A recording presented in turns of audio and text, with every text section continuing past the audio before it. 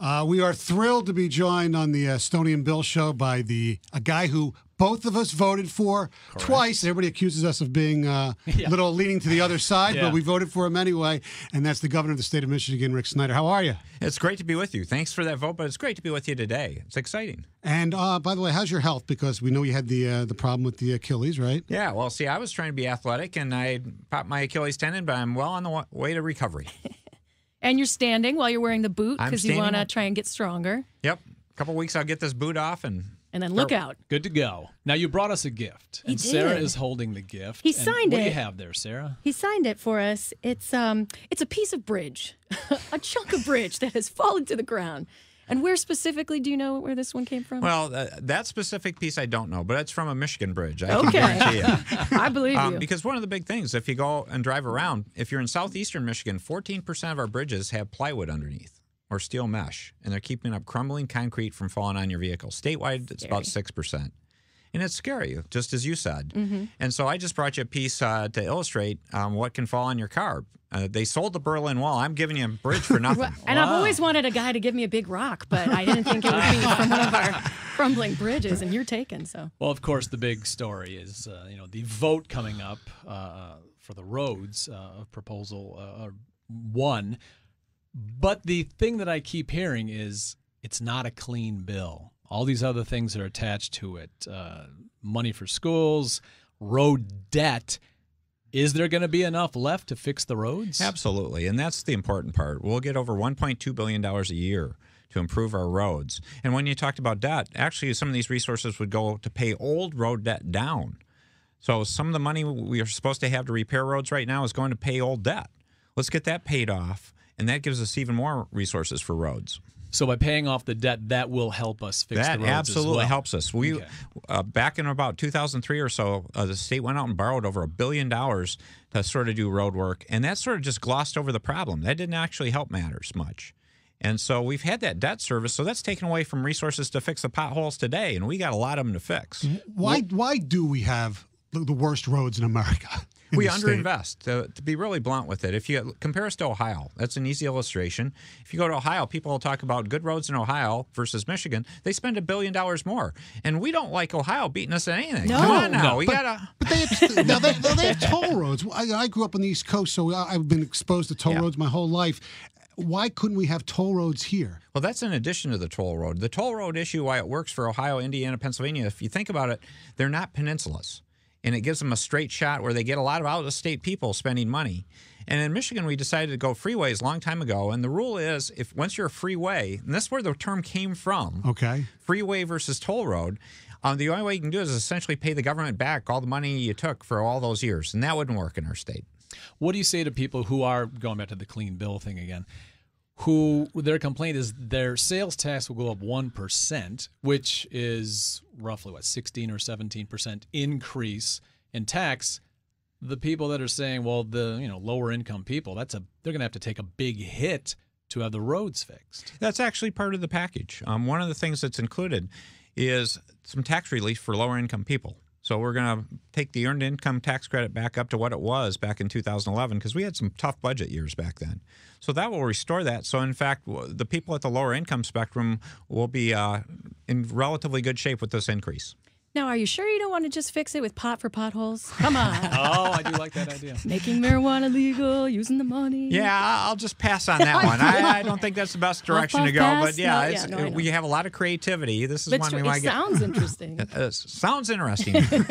Now, we've talked about the roads a lot on our show, and we've opened up the callers, and people say it's the fact that the truckers, the weight in this state, they allow that. Also, people have said the elements, the materials that they use to fix Michigan roads are some of the worst around, and it's this, I don't want to get on the helicopter here, it's because if they fix them up too good, people will lose their jobs, they won't have jobs to keep doing it. Is any of that true, you think? Okay. Yeah, it really comes down to we're underinvesting. So what happens is you can't do the complete fix you want to do. You end up patching things instead of really doing the repair. That's where this extra $1 billion, we'll be able to do it right to begin with. And actually, Michigan's an innovator. We do on the leading edge of new materials and ideas. We're actually doing carbon fiber bridges in Michigan now. We're leading the world in that in some ways, where basically instead of steel rebar, you use carbon fiber so it doesn't rust and is stronger. Now, I keep hearing there is, there isn't. Should Proposal 1 not pass, you know the question, is there a plan B? No. There is no plan And B. that was Wow. one of the challenges here. I wanted one, but that didn't work legislatively. So if you stop and look at this, though, isn't it better we try to do something than to simply say, well, since we don't have a plan B, we're going to do nothing? Doing nothing is the worst answer of all. Of That's course. terrible. So this just says, I'm a positive guy, relentless positive action. Let's just get this done. Now, the thing about what you've done with this and of other things is you've gone against your party, and you're taking a lot of heat from Republicans. How tough is that your own party is not backing you in this, and some people in your own party? Yeah, well, this is a case where I'm not sure either party's really backing this one, but we've got over 100 different coalition groups supporting this. And the way I view it is I'm not a traditional politician. I don't look at the world that way. I just want to solve problems, do the right thing. And isn't that what we should do in the public sector? So you're my customer. I just want to give you great service.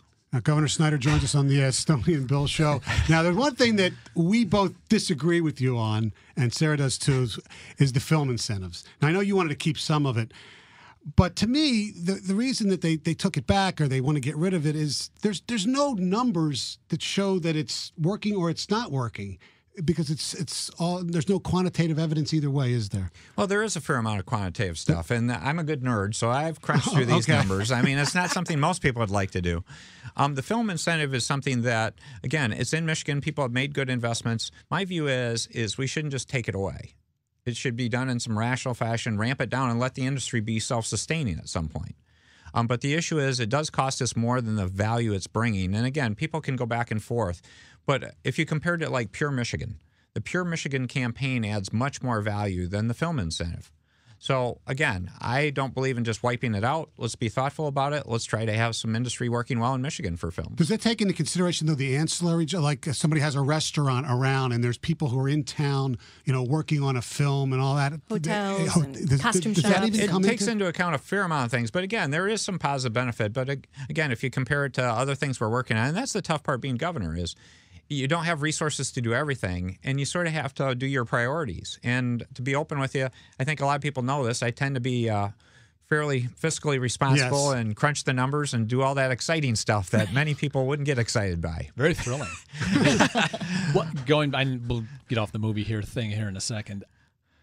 Is there a concern that the quote-unquote creative people are going to go elsewhere? Because the movie thing was bringing business in, movies. Yeah. The three of us are starring in one next March. You'll be able to see it. But there's talk of creative types leaving the state because, well, there's no movie industry. And that's what I studied to do with all these schools and studios that popped up. Yeah, well, to put it in perspective, when you talk about creativity, Michigan's one of the most creative states or places in the world. And it's not just movies. If you stop and think about it, it's exciting. We just had the industrial designers come together in Michigan to create an industrial design society because we have more industrial designers than any place in the country. And this is about designing products, innovative things. Look at the auto industry. Look at the... Do you think some of those cars are pretty sharp? Would you like one of them? Do you have one? They're designed I take that here. instead of a So there's a lot of great design and exciting things going on in Michigan. And again, look at the creativity in terms of like downtown Detroit. The exciting ideas, people coming up with innovative ideas. I got my Shinola watch on. Oh, look at that. So you look at this kind of Fancy. stuff, it really shows that Michigan's a great place to be. What's the last good movie you saw? Oh, last good movie. I actually saw Run All Night, or that new movie that's just out. Oh, is that with Liam Neeson? Yeah, Yes. Run Through the Net. Yeah. Okay. Okay. That was actually pretty Ed exciting. It Harris. was a fair amount of violence, but it's Yes. get you on the edge of your seat. Ever since he's done the movie Yes. Taken, he seems to do similar movies, and that's. And he talks a lot. He talks like, Yeah. But if we had the film incentives, maybe you could do a movie with Liam Neeson. I see you. Oh, Once I you get could the boot see- off, I could see a sidekick. you could That's be in right. an action movie. Now, we're excited because we're right in the thick of March Madness. Did you do a bracket, and who's your final four? I did. So I did a bracket. Actually, I tend to be very biased in my selections, historically been. So I'm very much a Michigan person. Right. So I have state winning. No Okay. surprise there. But then I have Wisconsin in the Final Four. And to put it in context, I've always had my hierarchy. I root for to be blunt, the University of Michigan first, then Michigan State, then the Big Ten, and it works. And I'm very proud. The Big Ten's a great basketball conference, among other things.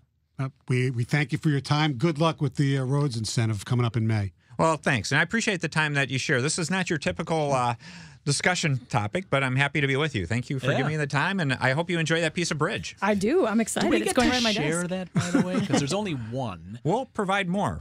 I'm sure there's plenty to get. We have plenty to give out. Sure. You're a greedy son of a you-know-what.